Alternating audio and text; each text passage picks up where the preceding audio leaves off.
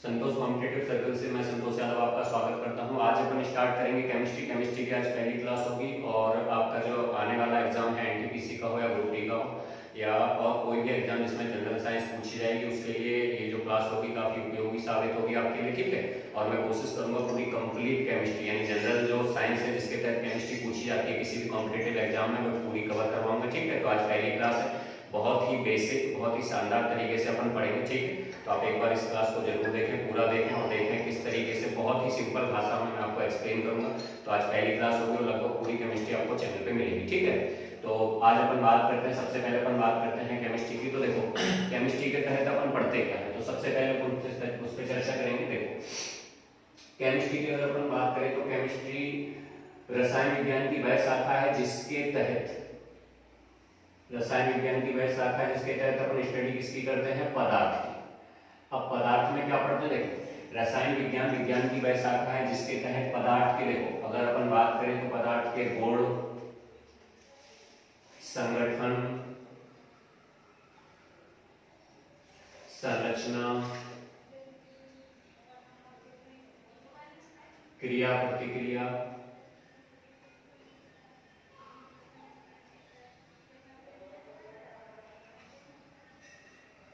देखो अगर अपन बात करें, देखो केमिस्ट्री की अपन बात करें तो केमिस्ट्री के तहत अपन पढ़ते क्या है, तो रसायन विज्ञान की वह शाखा है जिसके तहत अपन पदार्थ के गुण कैसे हैं, उसका संगठन कैसा है, संरचना यानी दिखने में वो कैसा है, उसकी क्रिया प्रतिक्रिया किस प्रकार की है। यानी एक तरीके से अपन कह सकते हैं कि पदार्थ की अपन कंप्लीट स्टडी किसके तहत करते हैं, रसायन विज्ञान के तहत करते हैं, ठीक है। तो पदार्थ की कंप्लीट स्टडी अपन करते हैं किसमें, रसायन विज्ञान में करते हैं। तो रसायन विज्ञान की वह शाखा है जिसके तहत पदार्थ के गुण, संगठन, संरचना, क्रिया प्रतिक्रिया आदि का अध्ययन किया जाता है, ठीक है। अब यहाँ पे अगर अपन बात करें तो केमिस्ट्री शब्द आया कहाँ से, तो देखो केमिस्ट्री जो शब्द आया है मिस्र से आया है। कहाँ से आया है, मिस्र से। तो केमिस्ट्री जो शब्द आया है मिस्र से। मिस्र में देखो एक शब्द बोला जाता था कीमिया, तो मिस्र में एक शब्द बोला जाता था, कौन सा, कीमिया शब्द एक बोला जाता था। इसी कीमिया से क्या बना है, इसी कीमिया से बना है केमिस्ट्री। तो मिस्र में एक शब्द था कीमिया, कीमिया का ही परिवर्तित रूप क्या है, केमिस्ट्री है। और कीमिया का अर्थ होता था क्या, काला रंग। कीमिया का अर्थ होता था काला रंग, तो कीमिया का अर्थ था उस समय काला रंग, ठीक है। तो मिस्र में कीमिया बोला जाता था और इसके तहत जो मिट्टी होती थी उसका अध्ययन किया जाता था, ठीक है। तो कीमिया इसका नाम रखा गया था, लेकिन वर्तमान में इसका परिवर्तित नाम क्या है, केमिस्ट्री है। और इसमें अध्ययन का जो स्वरूप है वो भी विस्तृत हो गया है, ठीक है। तो कीमिया का अर्थ क्या होता है, काला रंग होता है। अब प्राचीन काल में जब केमिस्ट्री का अध्ययन किया जाता था तो उसको कहा जाता था केमिटेकिंग, ठीक है। तो रसायन विज्ञान के अध्ययन की अगर अपन बात करें तो रसायन विज्ञान का जो अध्ययन है, रसायन विज्ञान के अध्ययन को कहा जाता था केमिटेकिंग।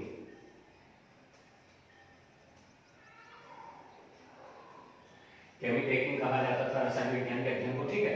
तो प्राचीन काल में रसायन विज्ञान के अध्ययन को केमिटेकिंग कहा जाता है। एक सिंपल सी बात और याद रखना, क्वेश्चन पूछ लिया जाता है, बिल्कुल बेसिक सा क्वेश्चन है, ज्यादा नहीं पूछा जाता, लेकिन याद रखना है आधुनिक रसायन विज्ञान के जनक किसे कहा जाता है। तो यहाँ पे अपन लिख लेते हैं आधुनिक रसायन विज्ञान के जनक, आधुनिक रसायन विज्ञान के जनक। तो आधुनिक रसायन विज्ञान के जनक की बात करें तो आधुनिक रसायन विज्ञान के जनक माना जाता है लेवोइसिए को। तो लेवोइसिए को कहा जाता है आधुनिक रसायन विज्ञान के जनक, ठीक है। तो आधुनिक रसायन विज्ञान के जनक कौन है, लेवोइसिए है। जो केमिस्ट्री शब्द है वो मिस्र के प्राचीन शब्द कीमिया से आया है।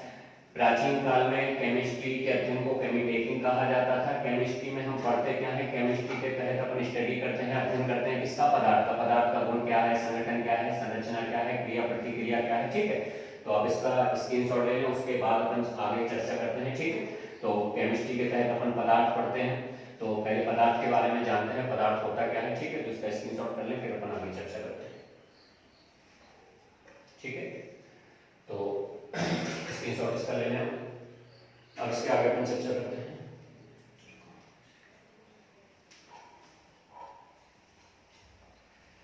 इसको हटाते हैं।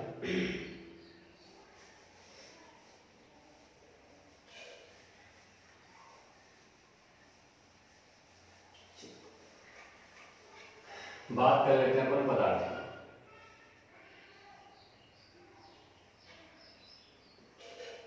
क्योंकि केमिस्ट्री के तहत अपन अध्ययन करते हैं पदार्थ का, तो पदार्थ क्या होता है देखो सिंपल भाषा में अपन समझे पदार्थ होता क्या है। तो अगर अपन बात करें तो देखो पदार्थ एक प्रकार का क्या होता है, द्रव्य होता है, ठीक है। और द्रव्य क्या होता है, यानी कोई भी ऐसी वस्तु जो स्थान घेरे, जिसका कुछ ना कुछ भार हो, जो अवरोध उत्पन्न करे, ठीक है, जो अवरोध उत्पन्न करे, जो थोड़ा सा भी स्थान यानी कितना भी स्थान घेरती हो। और उसके अलावा यदि अपन बात करें तो अपन ज्ञान इंद्रियों के द्वारा उसका अनुभव कर सकते हैं, ठीक। तो ऐसी कोई भी जो वस्तु होगी वो किससे बनी होती है, पदार्थ से बनी होती है। तो अपन पदार्थ को एक जब डेफिनेशन टाइप में लिखते हैं तो सिंपल अपन लिखते हैं कि पदार्थ एक प्रकार का क्या होता है, द्रव्य। और द्रव्य के बारे में अगर अपन बात करें तो बहुत सारी बातें अपन कह सकते हैं, जैसे स्थान, ऐसी कोई वस्तु जो स्थान घेरे, ठीक है, जिसका द्रव्यमान हो, जिसका ज्ञान इंद्रियों के द्वारा अनुभव किया जा सके,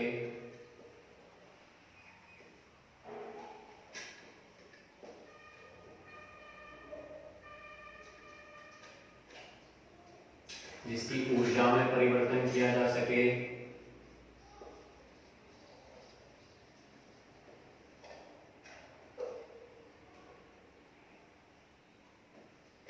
यानी एक तरीके से अपन कह सकते हैं कि सिंपल भाषा में संसार की सभी वस्तुएं किससे बनती हैं, द्रव्य से। संसार में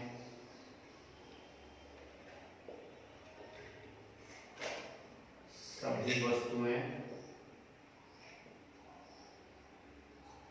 द्रव्य की बनी हुई, ठीक है।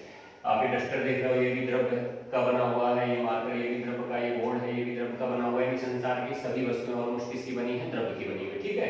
और द्रव्य क्या होता है, यानी पदार्थ क्या होता है, एक प्रकार का द्रव्य ही होता है, ठीक है। तो सिंपल भाषा में संसार की जितनी वस्तुएं हैं सभी को आप क्या कह सकते हो, किससे बनी हुई है, पदार्थ। अब केमिस्ट्री में पदार्थ का वर्गीकरण किया गया है, यहाँ से क्वेश्चन आपका बनता है, तो पदार्थ के वर्गीकरण को अपन अच्छे तरीके से समझते हैं। ये तो समझ में आ गया होगा कि पदार्थ होता क्या है, ठीक है। तो इसको हटाते हैं और आगे बढ़ते हैं पदार्थ का वर्गीकरण।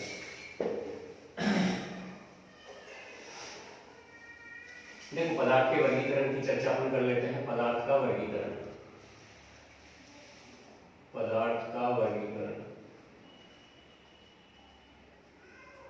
तो पदार्थ के वर्गीकरण के बारे में चर्चा कर लेते हैं। देखो पदार्थ को दो प्रकार से वर्गीकृत किया जाता है। एक तो किया जाता है भौतिक,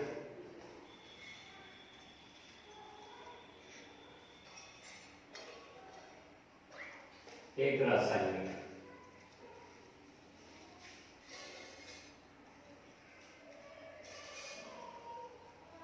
एक भौतिक वर्गीकरण है, एक रासायनिक वर्गीकरण है। तो देखो भौतिक लिख लेते हैं, भौतिक अवयवों के आधार पर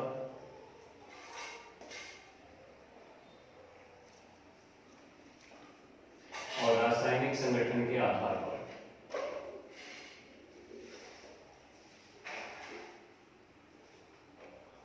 ठीक है।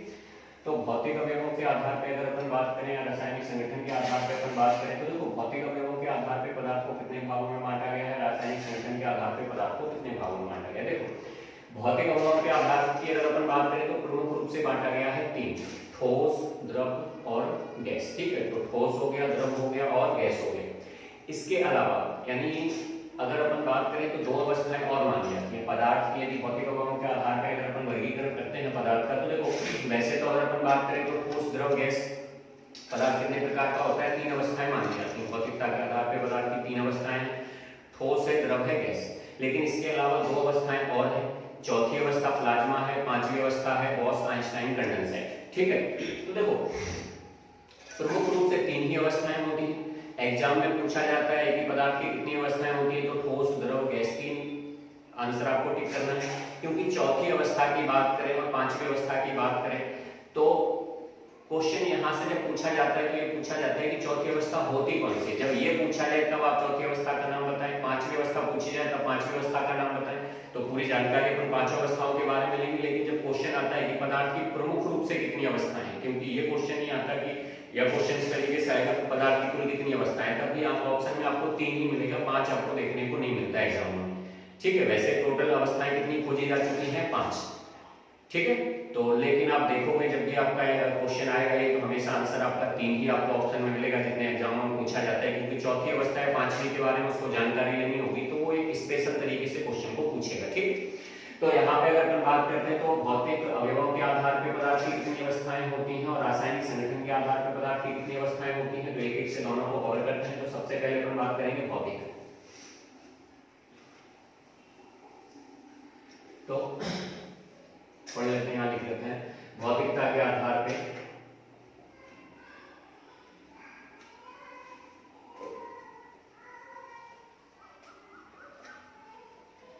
तो भौतिकता के आधार पर अपन पढ़ लेते हैं पदार्थ की कितनी अवस्थाएं होती हैं। तो देखो पहली अवस्था होती है भौतिकता के आधार पर पदार्थ की कौन सी, ठोस।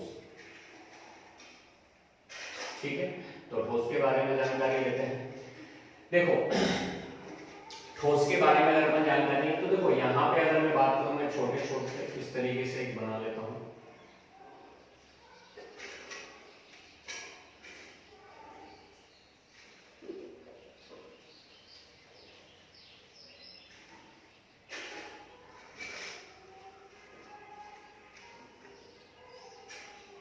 मान लो कोई ठोस वस्तु है, ये एक ठोस वस्तु बना लिया हमने।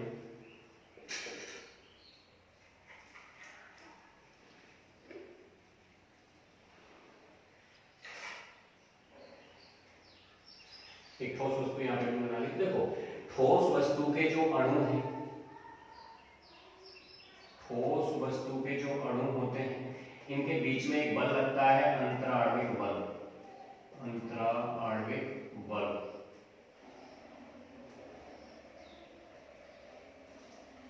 तो ठोसों के अणुओं के बीच में एक बल लगता है, अंतराण्विक बल, और ठोसों के अणुओं के बीच में लगने वाला जो अंतराण्विक बल होता है वो इनके प्रतिक्रिया, एक तरीके से कह लो कि विघटन बल कह लो। ठीक है, तो इनके विघटन बल से बहुत ही ज्यादा होता है। यानी अगर मान लो कोई भी ठोस है, मान लो एक ईंट है, तो एक ईंट है, क्या अपन इस ईंट को आसानी से अलग कर सकते हैं? इस ईंट को आसानी से अलग नहीं कर सकते, क्योंकि इनके अणुओं के मध्य लगने वाला अंतराण्विक बल का मान बहुत ही ज्यादा होता है। तो अंतराण्विक बल का मान ज्यादा होने के कारण इसको अपन आसानी से अलग अलग नहीं कर सकते। तो ठोसों के अणुओं के बीच अंतराण्विक बल होता है, वो इन अणुओं के बीच में, अगर मैं पृथककारी बल की बात करूं, पृथककारी बल, पृथककारी बल का मतलब है इनको अलग अलग करने वाले बल से हमेशा कैसा होगा, ज्यादा होगा। ठीक है, यानी ठोसों के अणुओं के बीच लगने वाला अंतराण्विक बल का मान है हमेशा इन अणुओं के बीच में जो पृथककारी यानी इनको अलग अलग करने वाला जो बल होगा उससे कैसा होता है, ज्यादा। यानी किसी भी ठोस को आप आसानी से अलग नहीं कर सकते। जैसे डस्टर है, ठोस है, इसको आसानी से अलग अलग नहीं कर सकते। ठीक है, इसको आसानी से अलग अलग नहीं किया जा सकता। इनके अणुओं के मध्य लगने वाला जो अंतराण्विक बल होता है, इन अणुओं को यदि हम अलग अलग करें तो पृथककारी बल लगाएंगे, उससे कैसा होगा, ये ज्यादा होता है। यानी आसानी से अपने आप ये अलग नहीं हो सकता है। आप सोचो बिल्कुल हल्का सा बल लगा के आप इसको अलग कर दो, तो ठोसों को आप इस तरीके से अलग नहीं कर सकते। तो ठोस वस्तु की अगर अपन बात करें तो इनके अणुओं के बीच लगने वाला जो अंतराण्विक बल का मान होता है वो इनके बीच लगने वाले पृथककारी बल से कैसा होगा, ज्यादा। यानी पृथककारी बल का मतलब है इनको अलग अलग कर देना।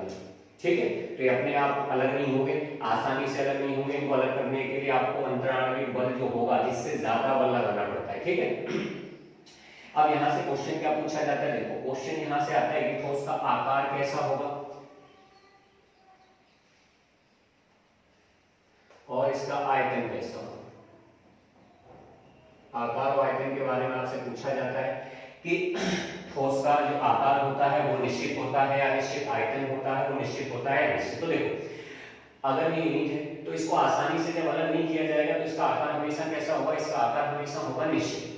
इसको आप आसानी से तो अलग कर नहीं सकते, तो इसका आकार हमेशा यहाँ पे मेरे हाथ में है, जब भी आकार सेम है मैं यहाँ पे रख दूंगा तब भी ऐसा ही होगा। यानी इसका आकार कैसा होता है, आसानी से परिवर्तित नहीं होता। ठोस का आकार हमेशा कैसा होगा, निश्चित। अब आयतन की बात है, जैसे मेरे हाथ में तब भी आयतन इतना रहेगा, यहाँ पे रख दूंगा तब भी आयतन इतना रहेगा, क्योंकि जब तक ये अलग नहीं होगा इसका आयतन परिवर्तित होगा क्या, आयतन परिवर्तित नहीं होगा। तो ठोस का हमेशा याद रखना आकार और आयतन दोनों ही कैसे होते हैं, निश्चित। तो ठोस की बात करेंगे तो आकार कैसा होता है, निश्चित होता है, और आयतन भी कैसा होता है, निश्चित। तो देखो पदार्थ की पहली अवस्था जो ठोस है उसके बारे में सिंपल सी बात आपको याद रखना है कि ठोसों के अणुओं के बीच लगने वाला जो अंतराण्विक बल होता है इसका मान बहुत ज्यादा होता है, इसी कारण इनको आसानी से पृथक यानी अलग नहीं किया जा सकता।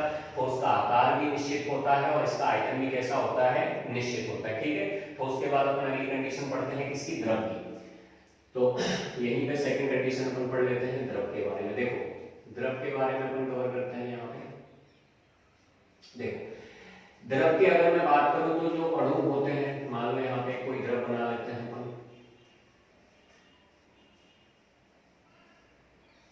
एक पात्र बना लेते हैं, इसमें भरा हुआ है पानी। ठीक है, अगर मैं बात करूं इनके जो अणु होते हैं, इनके अणु के बीच में जो लगने वाला अंतरा आणविक बल होता है,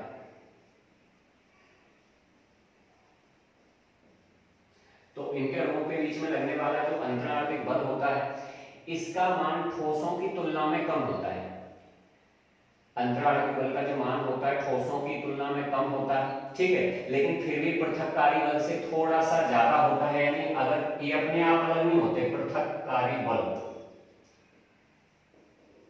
यानी ये अपने आप तो अलग नहीं होंगे, ये अपने आप अलग नहीं होंगे, लेकिन अगर अपन बात करें तो देखो जैसे पानी रखा हुआ है बर्तन में, आप उसको हाथ से अलग अलग कर सकते हो, आप जैसे उसमें ऐसे हाथ डालोगे तो अलग अलग हो जाएगा, पानी होगा या नहीं होगा, लेकिन अपने आप नहीं होगा ये अलग, कि अपने आप ही अलग हो जाए, थोड़ा सा बल आपको इसमें लगाना पड़ेगा।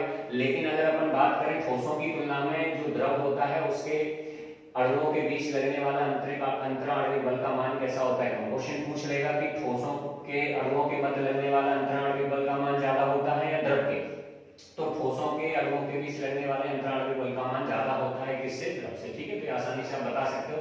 अब बात वही आ जाती है कि इसका आकार कैसा होगा और इसका आयतन कैसा होगा, तो यहीं पे अपन देख लेते हैं। द्रव की अपन बात कर रहे हैं तो यहाँ पे अपन एक सेकंड यहाँ पे अपन समझ लेते हैं द्रव का आकार। तो द्रव के आकार के बारे में बात कर लेते हैं और इसके आयतन के बारे में बात कर लेते हैं। देखो द्रव का आकार कैसा होगा और आयतन कैसा होगा, दोनों चीजों पर चर्चा कर लेते हैं। जैसे मान लो, चलो एक एग्जांपल अपन लेते हैं इसमें। आप एक ग्लास में आपने पानी ले रखा है, अगर उसी ग्लास के पानी को आप एक किसी दूसरे बर्तन में डालते हो, जैसे एक ग्लास में आपने ले रखा है पानी, अब ग्लास में जो पानी होगा तो उसका आकार अलग प्रकार का होगा। ठीक है, उसी गिलास के पानी को मान लो आप एक और बड़ा सा गिलास है उसमें आप डालोगे तो उसका जो आकार होगा वो चेंज हो जाएगा या नहीं हो जाएगा, या मान लो किसी दूसरे प्रकार के बर्तन में डालते हो पानी को तो आकार चेंज हो जाएगा। लेकिन पानी का जो आयतन है, आयतन आप निकालोगे लंबाई गुणित चौड़ाई गुणित ऊंचाई से, आयतन आप जब भी निकालोगे आयतन हमेशा उतना ही निकलेगा। बर्तन भले ही दूसरा चेंज हो जाएगा लेकिन लंबाई चौड़ाई ऊंचाई में परिवर्तन होने के कारण आयतन हमेशा कितना रहेगा, उसका फिक्स रहेगा। तो आकार तो कैसा होता है द्रव का, द्रव का आकार अनिश्चित होता है यानी निश्चित नहीं होता है, ये परिवर्तित हो जाता है, जिस प्रकार के बर्तन में डालोगे वैसे आकार का ये बन जाएगा। और बाकी आयतन की बात करेंगे तो हमेशा निश्चित होगा। ठीक है, आयतन आप जब भी निकालोगे तो उतना ही निकलेगा किसी भी प्रकार का बर्तन में पानी को डाल के। ठीक है, तो आकार पर लिख सकते हैं द्रव का कैसा होता है, आकार होता है अनिश्चित और आयतन हमेशा होता है निश्चित। ठीक है, तो अपन ने बात की ठोस की बात की, द्रव की बात की, अगली बात अपन करते हैं गैस की। ठीक है, उसके पहले आप एक स्क्रीनशॉट ले लें इसका। ठीक है, चलो हटा दें इसको।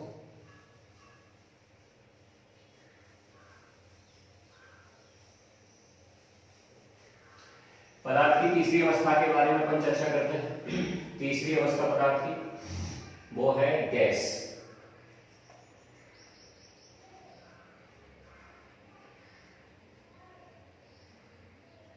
तीसरी अवस्था होती है गैस। अब देखो गैस के बारे में अगर मान लो अपन कोई भी गैस बना लेते हैं,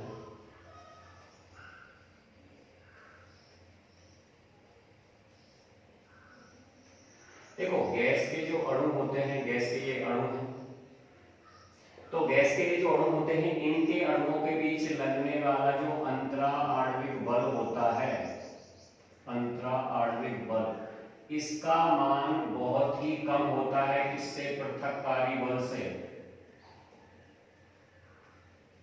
यानी गैस के अणु अपने आप ही अलग हो जाते हैं। गैस के अणुओं के बीच लगने वाला अंतरा आणविक बल का मान ठोसों से और द्रव दोनों से ही कम होता है, यानी बहुत कम होता है, आसानी से अपने आप ही अलग हो जाता है। आप गैस को देखोगे, जैसे सिलेंडर में मान लो गैस भरी है, बाहर जाके अगर उसकी पिन को आप ओपन करोगे तो गैस अपने आप ही बाहर निकल जाएगी, अपने आप ही फैल जाएगी। यानी इनके अणुओं के बीच लगने वाला अंतराणविक बल का मान जो होता है बहुत ही कम होता है। ठीक है, किससे? ठोस से भी कम होता है, द्रव से भी कम होता है। बात आ जाती है, क्वेश्चन यहाँ से आता है कि बताएं गैस का आकार कैसा होगा और इसका आयतन कैसा होगा।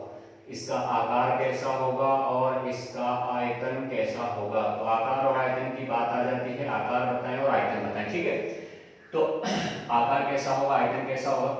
देखो आकार की बात कर लेते हैं और आयतन दोनों की बात करते हैं। तो देखो गैसों का आकार भी अनिश्चित होगा और आयतन भी अनिश्चित होगा।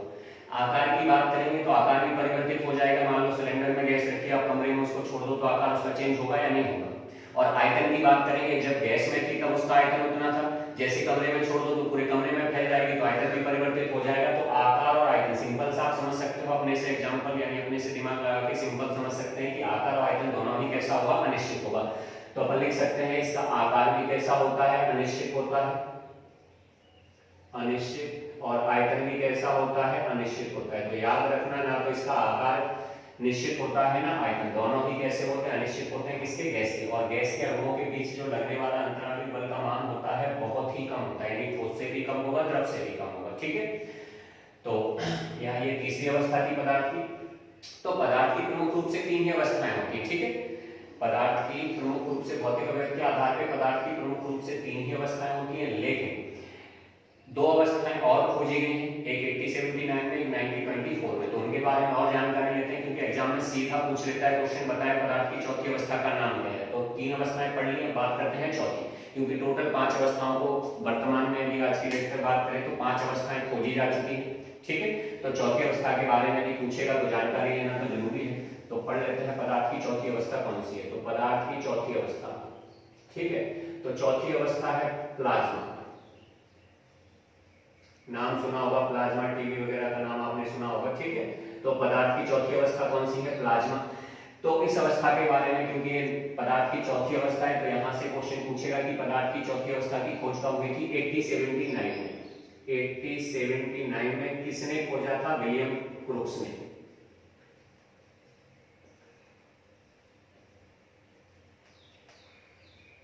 तो विलियम क्रूक्स के द्वारा इसको खोजा गया था।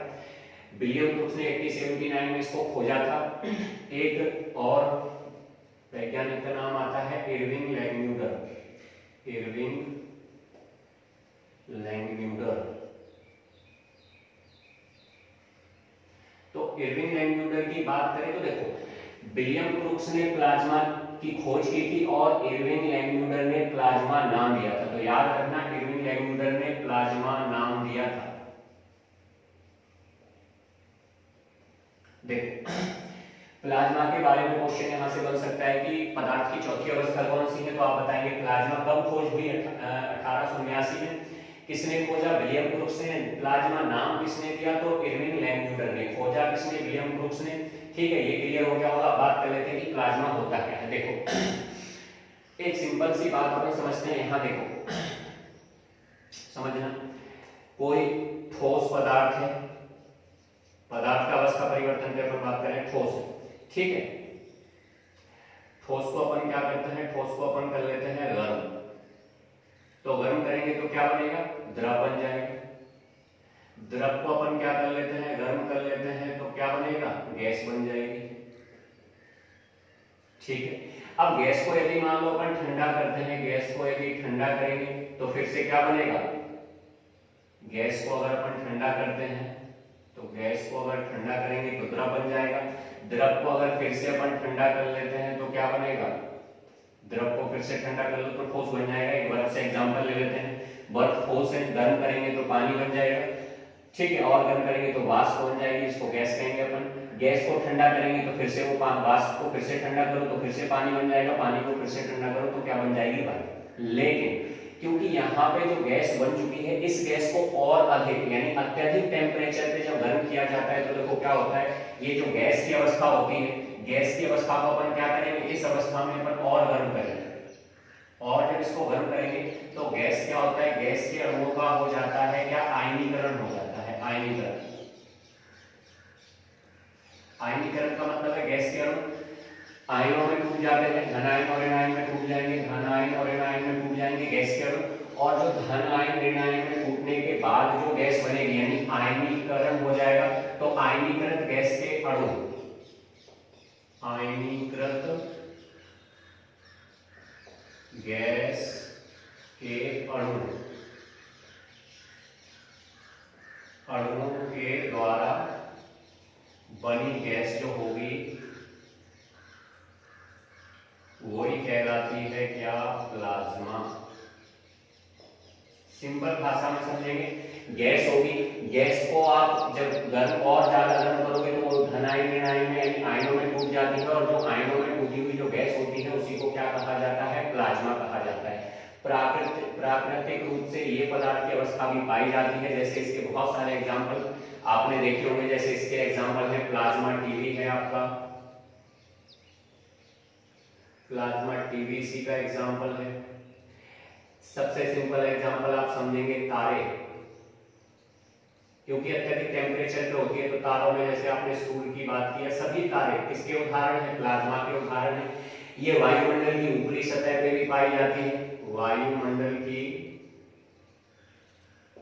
ऊपरी परत, तो वायुमंडल की सबसे ऊपरी परत जहां टेम्परेचर अत्यधिक होता है वहां पे भी प्लाज्मा पाया जाता है।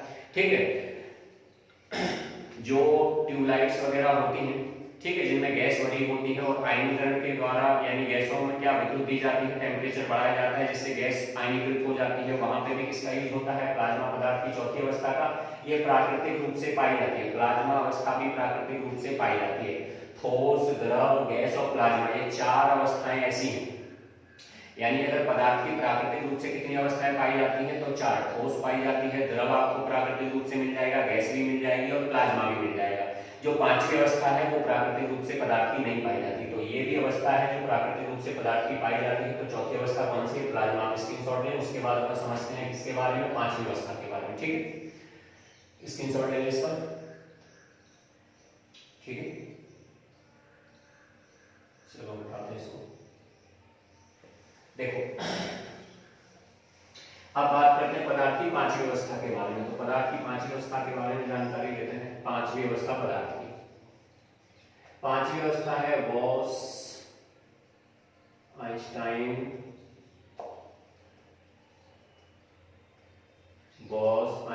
कंडेंसेट। ये पदार्थ की पांचवी अवस्था है। देखो, इसकी खोज कब हुई थी? 1924 में।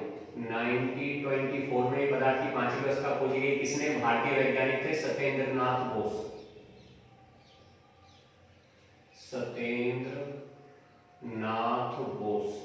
तो भारतीय वैज्ञानिक जो सत्येंद्रनाथ बोस थे उन्होंने पदार्थ की पांचवी अवस्था को खोजा था 1924 में।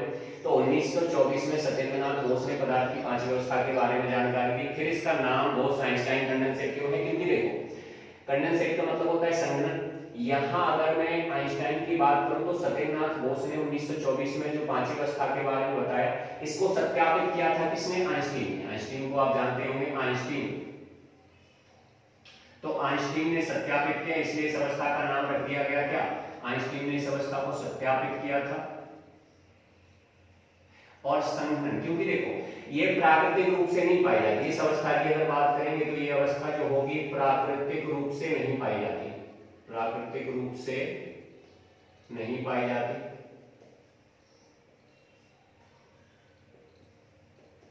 तो प्राकृतिक रूप से अवस्था नहीं पाई जाती है। इसको केवल प्रयोगशाला में ही बनाया जा सकता है,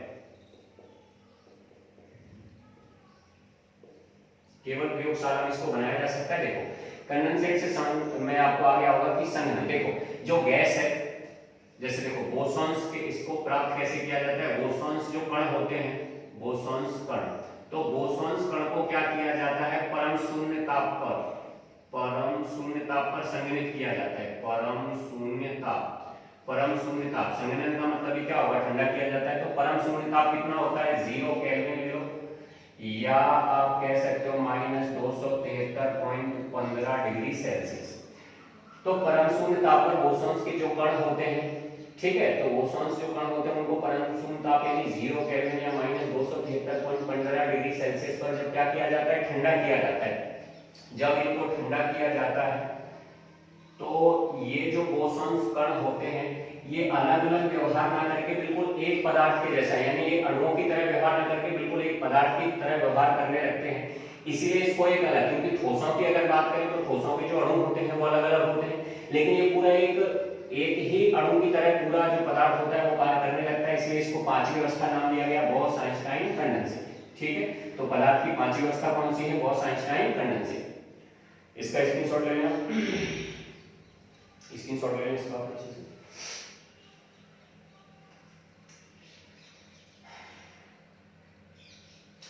ठीक है, तो यहाँ तक अपन ने सिंपल सी बातें पढ़ी। सबसे पहले अपन ने पढ़ा पदार्थ क्या होता है। ठीक है, पदार्थ के बाद अपन ने पदार्थ की अवस्थाएं कितनी होती हैं, भौतिक अवयव के आधार पर पदार्थ की कितनी अवस्थाएं होती हैं। टोटल अपन ने 5 पढ़ा है, लेकिन प्रमुख रूप से पूछा जाए जब 3 होगी, अगर पूछा जाएगा कि कुल कितनी अवस्थाएं होती हैं और 5 ऑप्शन में आता है तो फिर 5 होंगी। अगर प्रमुख रूप से पूछा जाए तो कितनी होंगी? 3।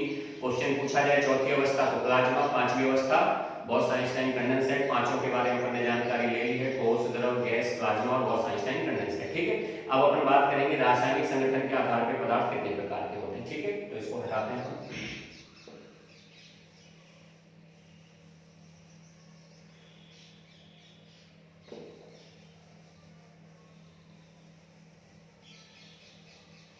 देखो, रासायनिक संगठन के आधार पर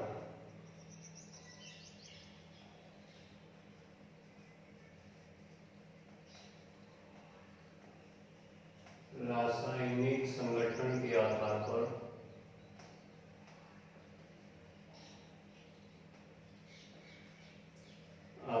पदार्थ। तो देखो, रासायनिक संगठन के आधार पर अगर पदार्थ की बात करें तो 3 होते हैं, तत्व, यौगिक और मिश्रण। तो तत्व होता है, यौगिक होता है, मिश्रण होता है। तो रासायनिक संगठन के आधार पर पदार्थ कितने प्रकार के होते हैं? प्रमुख रूप से कह लो या टोटल कितने होते हैं? 3 ही होते हैं, एक तत्व होगा, एक यौगिक होगा और एक क्या होगा? मिश्रण होगा। ठीक है, तो रासायनिक संगठन के आधार पर पदार्थ 3 प्रकार के, तत्व, यौगिक और मिश्रण। तो सबसे पहले अपन तत्व के बारे में जानकारी लेते हैं। ठीक है, तो इसको हटाते हैं। तत्व के बारे में अपन जानकारी लेंगे। सबसे पहले जो अवस्था होगी तत्व। तत्व क्या होता है? एलिमेंट कहा जाता है इसको। तो तत्व के बारे में अपन जानकारी लेते हैं कि तत्व होता है। देखो, एक ही प्रकार के परमाणुओं से मिलकर बनने वाला जो पदार्थ होता है उसको क्या कहते हैं? अपन तत्व कहते हैं। एक ही प्रकार के परमाणु का मतलब किससे होगा? एक ही प्रकार के परमाणु से मतलब होगा, जैसे यदि कोई हाइड्रोजन का परमाणु है तो हाइड्रोजन के ही परमाणु होने चाहिए केवल, तो वो क्या कहलाएगा? तत्व। ऑक्सीजन का कोई परमाणु है तो ऑक्सीजन के ही परमाणु होने चाहिए, जैसे ऑक्सीजन गैस हो गया।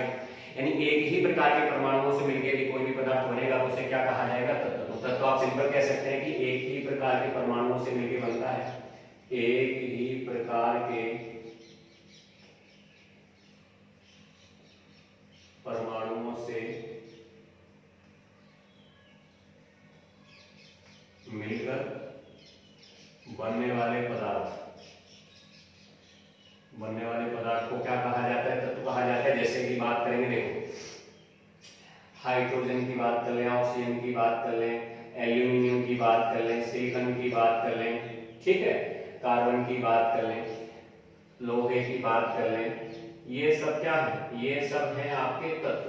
ठीक है, तो तत्व की अगर बात करें तो एक ही प्रकार के, यानी हाइड्रोजन में ऑक्सीजन मिक्स नहीं होना चाहिए। यदि जैसे हाइड्रोजन में ऑक्सीजन H2 की अगर हम बात करें तो वो यौगिक में चला जाएगा। तो एक ही प्रकार के परमाणुओं से मिलकर बनने वाले जो पदार्थ होते हैं वो क्या कहलाते हैं? तत्व कहलाते हैं। ठीक है, अब तत्व से क्वेश्चन ये तो समझ में आ गया होगा कि एक ही प्रकार के परमाणुओं से मिलकर क्या बनते हैं? तत्व। लेकिन तत्व से जो क्वेश्चन पूछा जाता है, 2 प्रकार के क्वेश्चन पूछे जाते हैं कि मानव शरीर में कौन से तत्व की मात्रा कितनी पाई जाती है, ठीक है, या फिर पृथ्वी पर कौन से तत्व की मात्रा कितनी पाई जाती है। यहाँ से क्वेश्चन आता है 100%। ठीक है, तो कुछ आंकड़े याद करने होते हैं, जैसे कुछ इंपोर्टेंट आंकड़ों पे मैं चर्चा करता हूँ, कुछ इंपोर्टेंट आंकड़े लिखता हूँ। तो तत्व मैं यहाँ पे लिखता हूँ, जैसे अगर देखो मैं यहाँ पे लिखूंगा, एक सेकंड यहाँ लिख लेता हूँ, पृथ्वी पर पाए जाने वाले तत्वों की मात्रा। पृथ्वी पर पाए जाने वाले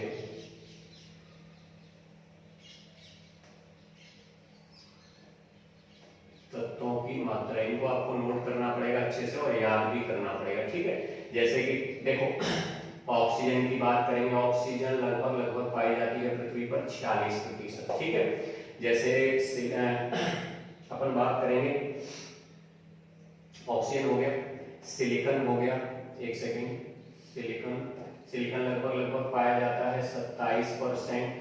अगर मैं बात करूंगा एल्यूमिनियम की, एल्यूमिनियम लगभग पाया जाता है आपका 8%।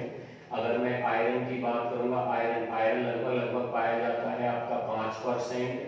अगर मैं बात करूंगा कैल्शियम की, तो कैल्शियम लगभग पाया जाता है 3.65% लगभग।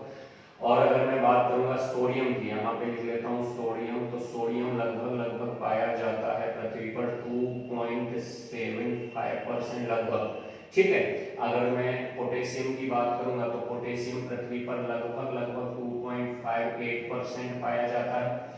अगर मैं बात करूंगा मैग्नीशियम की, तो मैग्नीशियम लगभग पाया जाता है 2.08%। ठीक है, तो ये कुछ आंकड़े आपको याद करने पड़ेंगे। ठीक है, कि पृथ्वी पर पाए जाने वाले तत्वों की मात्रा, oxygen 46%, silicon 27%, aluminium 8%, iron 5%, calcium 3.65%, sodium 2.75%, potassium 2.58%, magnesium 2.08% लगभग ये पृथ्वी पर पाए जाने वाले तत्वों की मात्रा। यहीं पे अपन लिख लेते हैं, यहीं पे सेकेंड अपन ये पृथ्वी पर मानव शरीर में यहाँ पे लिख लेते हैं मानव शरीर में।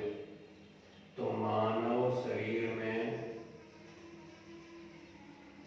पाए जाने वाले तत्वों की मात्रा, तो मानव शरीर में पाए जाने वाले तत्वों की मात्रा और अपन लिख लेते हैं यहाँ पे। ठीक है, तो मानव शरीर में देखो सबसे पहले तो बात करेंगे ऑक्सीजन पाई जाती है लगभग 65% पाई जाती है। ठीक है, ऑक्सीजन के बाद कार्बन पाया जाता है लगभग 18%। हाइड्रोजन लगभग पाया जाता है 10%, नाइट्रोजन लगभग 3% पाया जाता है, कैल्शियम पाया जाता है 2%, फास्फोरस पाया जाता है लगभग 1%। ठीक है, अगर पोटेशियम की बात करेंगे तो पोटेशियम 0.35% पाया जाता है। अगर मैं सल्फर की बात करूंगा तो 0.25% पाया जाता है। अगर मैं सोडियम की बात करूंगा तो पाया जाता है 0.15%, और क्लोरीन की बात करूंगा तो क्लोरीन लगभग 0.15%। और मैग्नीशियम की बात अगर मैं करूं, मैग्नीशियम, एक सेकेंड इसको अलग कर लेते हैं। ठीक, मैग्नीशियम लगभग 0.15% पाया जाता है। आयरन की बात करूंगा तो आयरन लगभग पाया जाता है 0.004%। अब इसमें देखेंगे आप पृथ्वी पर पाए जाने वाले, एक सेकंड हम समझते हैं, पृथ्वी पर पाए जाने वाले तत्वों की मात्रा में देखो आपको ऑक्सीजन 46% होता है पृथ्वी पर। दूसरे नंबर पे सबसे ज्यादा क्या पाया जाता है, सिलिकॉन। तीसरे नंबर पे सबसे ज्यादा एल्यूमिनियम। चौथे नंबर पे सबसे ज्यादा पाया जाता है आयरन। पांचवें नंबर पे अगर बात करें तो कैल्शियम 3.65%। छठवें नंबर पे सोडियम पाया जाता है 2.75, पोटेशियम पाया जाता है 2.58, मैग्नीशियम पाया जाता है 2.08। अब इनको याद कैसे करेंगे, देखो याद करने का सिंपल तरीका ये है, ये तो सिंपल होता है, ऑक्सीजन याद होता है 40%, सिलिकॉन याद होता है 27%, एल्यूमिनियम 8%, आयरन 5%। इनको आपको लगभग में याद करना है। जैसे कैल्शियम आप 3.65 याद नहीं होगा, आपको कैल्शियम करना है लगभग 3%, सोडियम लगभग 2%, पोटेशियम मैग्नीशियम। तो देखो सोडियम पोटेशियम मैग्नीशियम लगभग 2% और कैल्शियम लगभग कितना 3। तो कैल्शियम लगभग 3%, सोडियम पोटेशियम मैग्नीशियम लगभग 2%, आयरन लगभग 5%, एल्यूमिनियम 8, सिलिकॉन 27 और ऑक्सीजन 46। ये पृथ्वी पर पाए जाने वाले तत्वों की मात्रा है, क्योंकि यहाँ पे से क्वेश्चन आपका आता है। ठीक है, तो यहाँ से 100% क्वेश्चन आपका आना है, तो याद रखना, सिंपल सा याद हो जाएगा। सोडियम पोटेशियम मैग्नीशियम लगभग 2% होते हैं, कैल्शियम 3%, ऑक्सीजन सिलिकॉन एल्यूमिनियम और आयरन, ऑक्सीजन 46, सिलिकॉन 27, एल्यूमिनियम 8 और आयरन जो होता है वो 5%। अब देखो मानव शरीर की बात करें तो ये आपको कैसे याद करना है, ऑक्सीजन 65 याद हो जाएगा, कार्बन 18, हाइड्रोजन 10, नाइट्रोजन, कैल्शियम और फास्फोरस। देखो नाइट्रोजन 3, कैल्शियम 2, फास्फोरस कितना हो जाएगा 1। यहाँ याद रखना है सोडियम, ये पॉइंट में याद रखने पड़ेंगे, इनको आप लगभग नहीं कर पाओगे, क्योंकि देखो पोटेशियम 0.35 है, सल्फर 0.25 है, सोडियम 0.15, क्लोरीन 0.15, मैग्नीशियम 0.15% और आयरन होता है 0.004%। आयरन काफी बार पूछा गया है, इनको आपको अच्छे तरीके से याद करना है। तो तत्व आपको पता है एक ही प्रकार के परमाणुओं से मिलते हैं, ये सारे क्या है आपके तत्व हैं। तो एक ही प्रकार के परमाणुओं से मिलकर बनने वाले पदार्थ को क्या कहते हैं, तत्व कहते हैं, ठीक है। इसके बाद बात करते हैं यौगिक, स्क्रीनशॉट लेने इसका, यौगिक के बारे में बात करते हैं।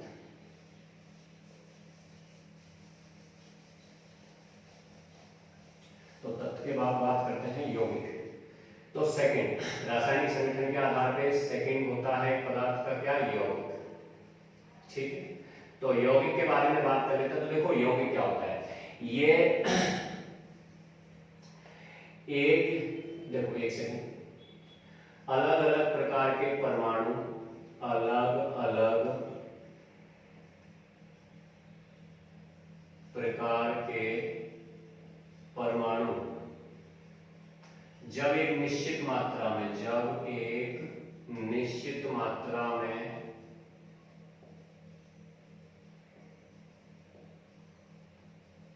मिले होते हैं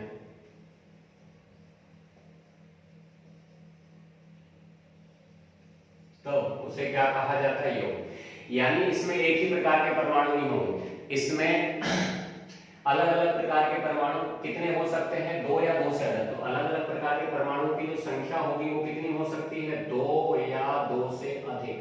तो 2 या 2 से अधिक, तो आप कह सकते हो कि 2 या 2 से अधिक परमाणु जब एक निश्चित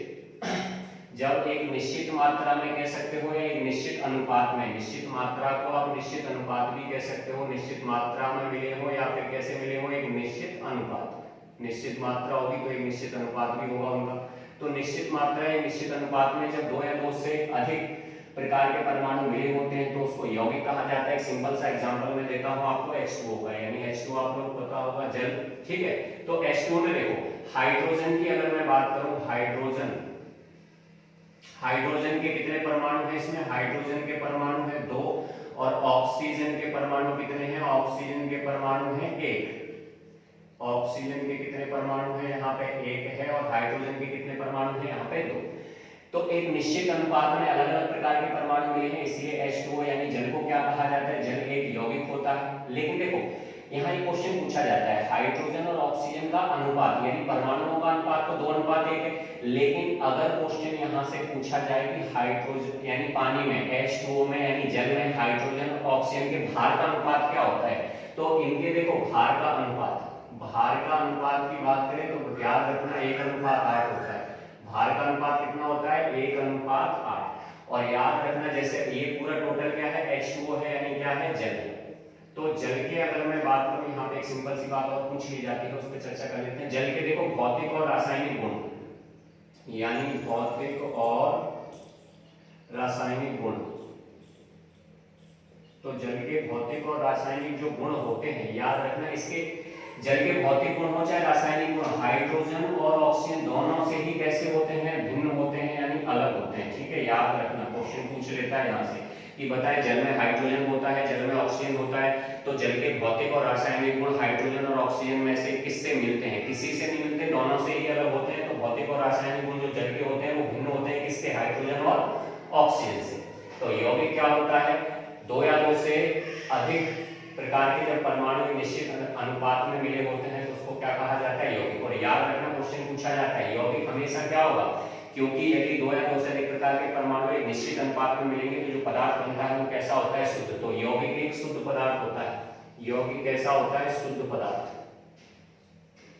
तो यौगिक होगा कैसा पदार्थ होगा, यौगिक हमेशा होगा शुद्ध पदार्थ, ठीक है।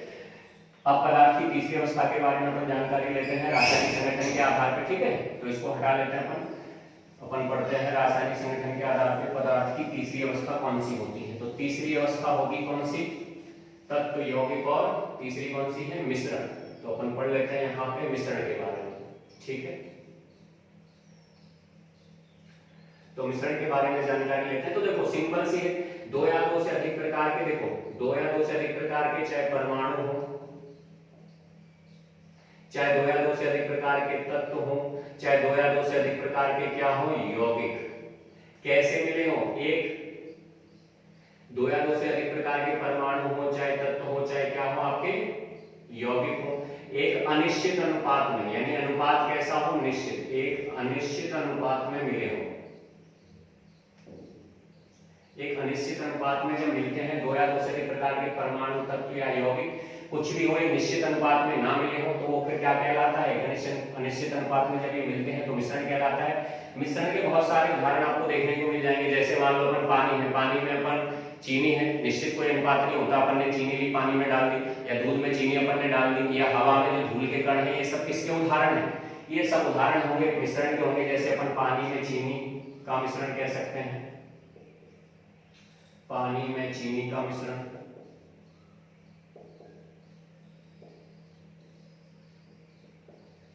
ठीक है, जैसे हवा में धूल के कणों का मिश्रण,